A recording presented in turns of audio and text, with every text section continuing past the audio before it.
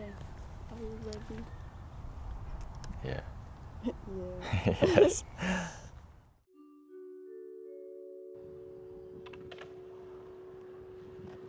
Hi, my name is Isaiah Han.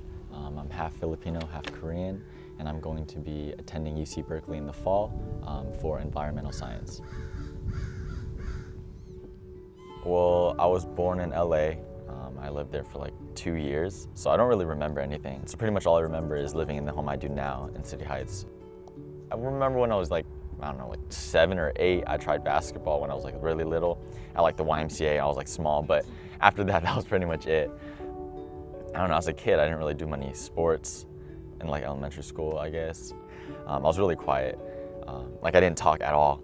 Looking at who I am now, I can really say that like, oh, you know, when I was younger, like my parents really made it like important to like try hard in school. But not just like, oh, good grades, but like they really like liked hearing what I was learning, and they liked when I was interested in something. I went to like a predominantly white elementary school. There was like 95% of the students were white, and of those 5% non-white students, like 3 of students were like Asian, and like I was one of them. Despite that, I didn't actually experience any microaggressions until I think middle school. I got like a test back from like in math, and I don't think I did really well on that test. But I got like a 50% on my test, and my friends were making fun of me, like, you know, I thought you were Asian, I thought you were good at math. And you know, at the time I think I laughed it off, but I think it's kind of hard just being like, feeling like you're cornered into like a label and like, you know, what people expect me to be. And I definitely felt a lot of pressure since that day to like, you know, I should be good at school because that's what everyone expects me to be. And so it's hard to, you know, not live up to that expectation.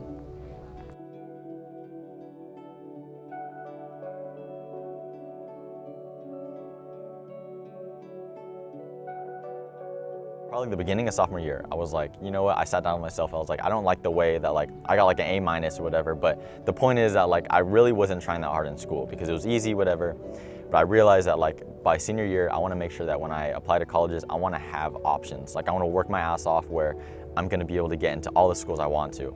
And I remember I had a couple friends that go to like Pachter Henry, go to Schiff's Ranch, go to Preuss, and it honestly, when I talked to them about like what they're learning in school, it felt like they were like light years ahead of me. I'm pretty competitive, and so in my mind, I was like, no, I'm gonna work my ass off so I get into more colleges than you. Like I'm gonna make sure that like I'm gonna be like better than you, and it helped. I mean, like I really like worked really hard. A big thing for me every day, regardless of whether it's at school or during summer, is I like doing something active. Like it really, that makes me feel like happy, and it makes me sleep better, it makes me feel good, and it helps me like really like, I think stay focused and like feel like ready to sit down and maybe do work if I need to do it.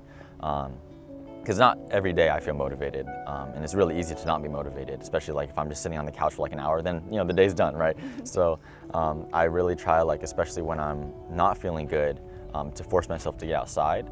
I force myself to like listen to some music and go on a bike ride, and when I come back, like being outside, like when I come back inside, like I feel so good. I feel so much better. Lily, you're not gonna go, it's a big dog, you're not gonna go there.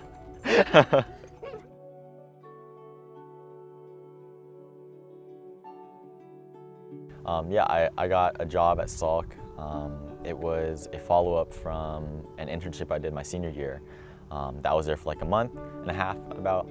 And so it was a big thing beforehand. I wasn't sure if I wanted to take the job because when I was at the internship, it was really hard for me. Like that's the dumbest I've ever felt in my entire life. It was crazy. Not only like, oh, these people smarter than me, like I know nothing.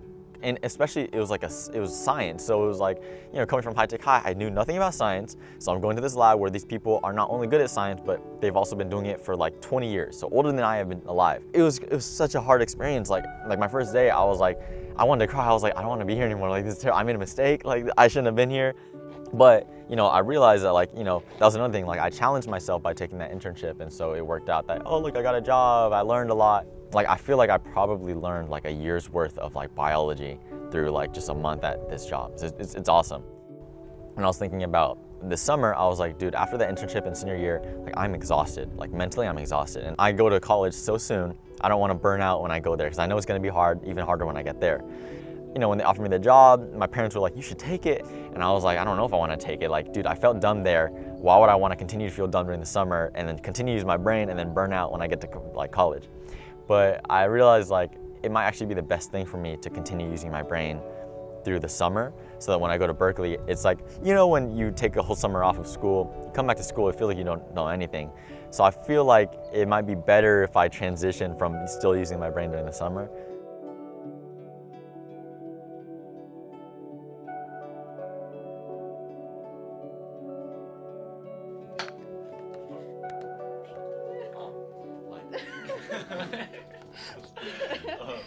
I think in my life there's been a lot of times where I've been in an uncomfortable situation, like an environment that challenged me. Like I like being nervous, like when a cross-country race, when you're right on the line before they shoot the gun, like that's the most nervous I've ever been. Like I feel like I'm gonna throw up.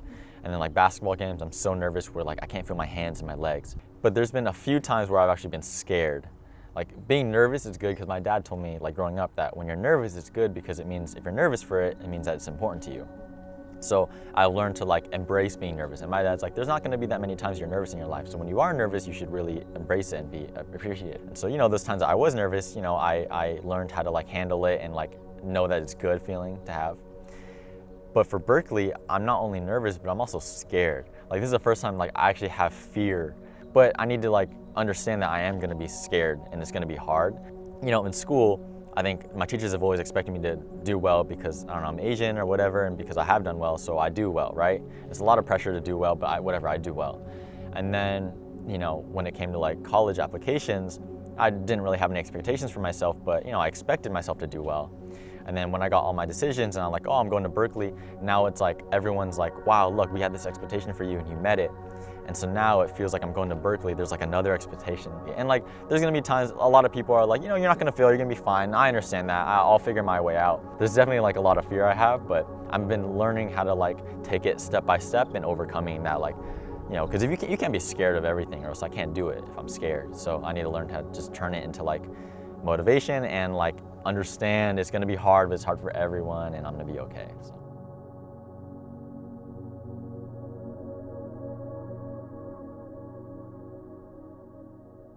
Both my parents inspire me because they're really hardworking. They've shown me that like you can be like a smart person and like still like have to work hard.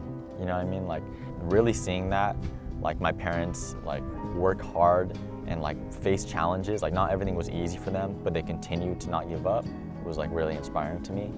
I think it taught me that like, you know what, when things are hard, that doesn't necessarily mean it's bad.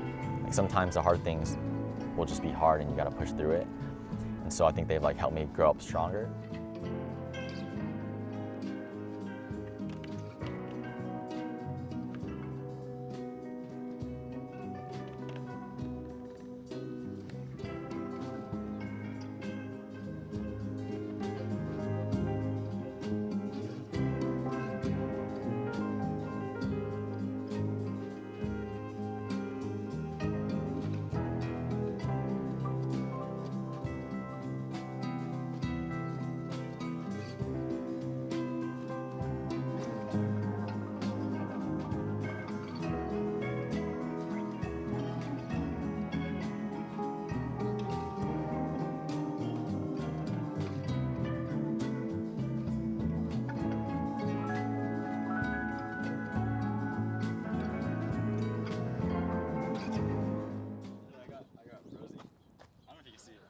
Oh, wow.